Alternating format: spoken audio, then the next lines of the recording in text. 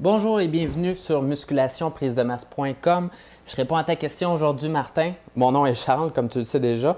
Et écoute, probablement que tu te poses la question pourquoi je suis assis dans un sofa comme ça, puis pourquoi je ne suis pas dans le décor habituel. La raison, c'est que, je suis en déménagement présentement. Je suis dans mon ancien appartement. Je suis en train de déménager. Et le sofa que tu vois présentement est à peu près le seul morceau qui reste dans l'appartement. Donc, c'est assez. C'est difficile de répondre aux questions aujourd'hui. Et la raison pour laquelle Étienne n'est pas là, c'est qu'il est parti en voyage. Donc, je vais être le seul à répondre à ta question, mais je vais faire ça comme un pro, tu vas voir. Donc, Martin, 30 ans, 8 ans d'expérience en musculation. Je vais lire ta question au complet. Écoute, je l'ai déjà lu. Donc, salut les boys, félicitations pour les programmes du mois et votre merveilleux travail. Merci beaucoup d'ailleurs. J'aurais 3 questions pour vous, mais je commence par vous dire qu'en faisant le pull-over avec la barre, écoute, j'ai tout lu ça pour le pull-over. Je vais te répondre tout de suite. Tant mieux si tu t'es pas blessé. Vraiment heureux pour ça. Écoute, avec la barre comme ça, tu as un excellent point et essayer de modifier ça aussi. Je pense que tu voulais dire dans le programme Super Slow que tu as fait ça. Et avec la barre comme ça, c'est un petit peu plus difficile pour les épaules, je te dirais. Et la position des mains n'est pas idéale. J'ai fait du pull-over avec très, très pesant. Et quand je parle pesant, c'est des 90-100 livres, les gros dumbbells.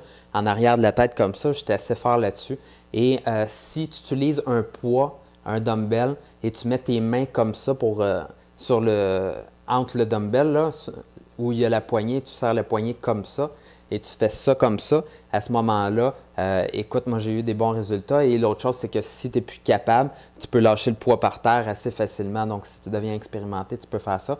Et oui, si tu as des problèmes avec les épaules, je te conseille avec le dumbbell, la position des épaules, la position des bras est meilleure et c'est moins risqué.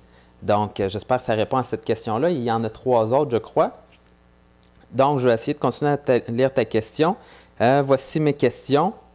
Ma première, je me demande toujours s'il y a un rapport entre le poids d'une personne et la charge qu'il peut soulever, car on sait bien que parfois les petits lèvent autant que les gros.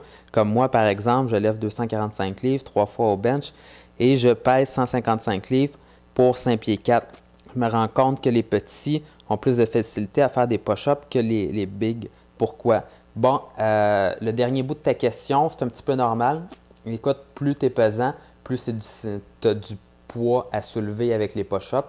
Donc, c'est un petit peu plus difficile là-dessus. Donc, c'est tout simple comme ça. Maintenant, au niveau de la barre, tu as raison, il y a des personnes qui vont avoir ta grandeur et félicitations d'ailleurs, c'est un poids assez imposant sur le bench press.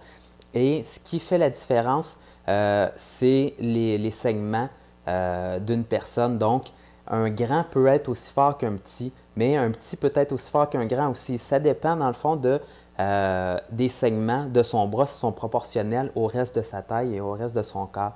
Et si tu as des grands bras par rapport à ton corps, ça va être plus difficile pour toi, tandis que si tu as des petits bras par rapport à ton corps, ça va être plus facile.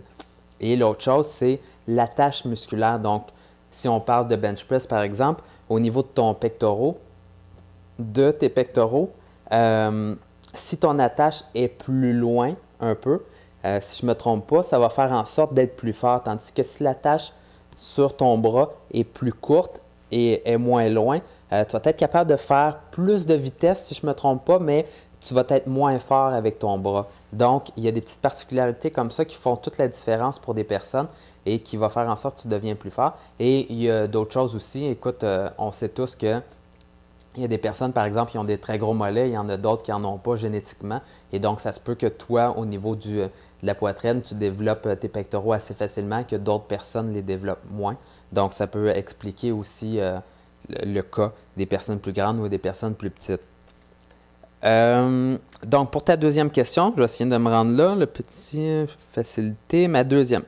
Est-ce que le split routine visite le full body? Un est aussi bon que l'autre, selon moi, mais j'aimerais quand même voir ce que vous en pensez. OK, donc le full body, contrairement au split, écoute, qu'est-ce qui est intéressant, c'est de s'entraîner au moins. Écoute, pour les débutants, les débutants peuvent s'entraîner environ 3 fois par semaine et le volume d'entraînement ne sera pas trop grand et ça va leur permettre de, puisqu'ils ne soulèvent pas très pesant, le volume d'entraînement n'est pas très haut, ils peuvent s'entraîner 3 fois durant la semaine. Maintenant, une personne qui s'entraîne 3 fois par semaine, ces muscles, pour une personne qui est intermédiaire et avancée, ça commence à être plus difficile de progresser parce que le stress est quand même assez important 3 fois comme ça. Donc, tu verras, si tu divises ta routine en 2 et que tu entraînes ton haut du corps et ton bas du corps 2 fois par semaine, ça semble être plus idéal pour la récupération. Donc, avec 2 à 3 jours de repos entre tes séances, la récupération est meilleure pour tes muscles. Et l'autre chose, c'est qu'en divisant ta séance en 2, donc le haut du corps et le bas du corps, ça te permet de monter un peu le nombre de séries sur tes exercices, monter un peu le volume et de stimuler encore plus. Parce qu'à un moment donné, ça prend un stimulus qui est plus haut. Et qui dit un stimulus plus haut demande plus de temps de récupération entre chacune des séances. Donc, voici ta réponse. Et moi, je conseille aux gens qui sont intermédiaires et avancés de faire un split. Donc, là-dessus, ta troisième question, pensez, est-il bénéfique de faire, par exemple, du curl bicep halter au lieu de curl bicep bar, puisque avec bar, on peut mettre plus lourd. Et en force, c'est supposé être des exercices que l'on peut mettre le plus lourd possible, comme aussi bench press, bar, visite, halter, merci. Écoute, oui, avec l'halter, tu vas lever un peu plus lourd qu'avec les dumbbells. Si je fais par exemple la comparaison bench press et DB press comme ça avec 2 poids libres, tu vas soulever un peu plus lourd et tu vas avoir un peu plus de stimulation avec la barre. Par contre, ce n'est pas une mauvaise chose des fois de travailler avec des poids libres pour les biceps ou pour le bench press avec des poids libres en force, puisque tu vas travailler un petit peu plus ton système nerveux. Ça va être un petit peu débalancé et des fois, c'est quelque chose qui va pouvoir te permettre de revenir avec la barre par la suite dans ton prochain programme et de soulever plus lourd. Donc, j'aime bien alterner un petit peu des fois, faire de la force avec des dumbbells puis faire de la force avec la barre. Ça te permet à long terme d'être capable de soulever plus lourd sur la barre. Puisque la seule différence qu'il y a vraiment, c'est que avec les dumbbells, ça bouge un petit peu plus et ça va chercher un petit peu plus de proprioception. Et ça peut être un élément, si tu ne l'as jamais travaillé, qui va te permettre de monter plus haut tes charges. Donc là-dessus, j'espère vraiment que je réponds à toutes tes questions. Écoute, Martin, s'il y a quoi que ce soit, écris-nous de nouveau et j'espère que tu vas avoir du succès avec le programme d'entraînement et bon courage. À bientôt!